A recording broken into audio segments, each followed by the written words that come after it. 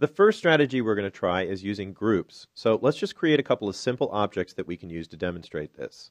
I'm going to go back over to my rectangle tool, and if we hold down on that tool, we'll see it's actually got a few more tools available. So let's choose the oval tool. Now I'm just going to make one oval.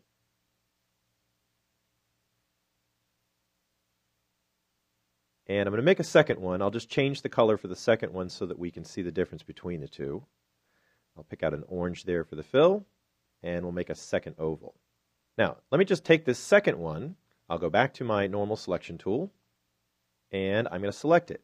We can double click, and as we said before, that's going to select the fill and the stroke around it. So I've actually got two objects selected here.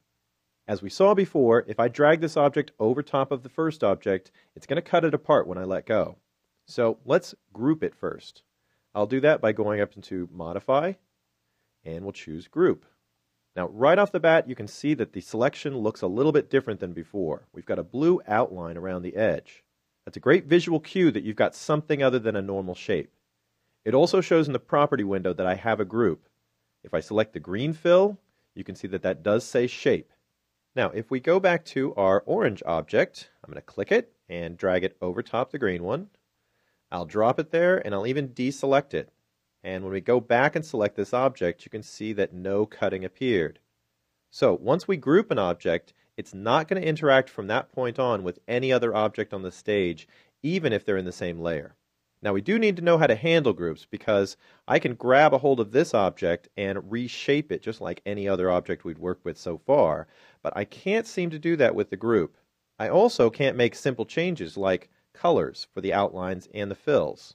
In order to edit the group, you're going to need to go back to the group and double-click it.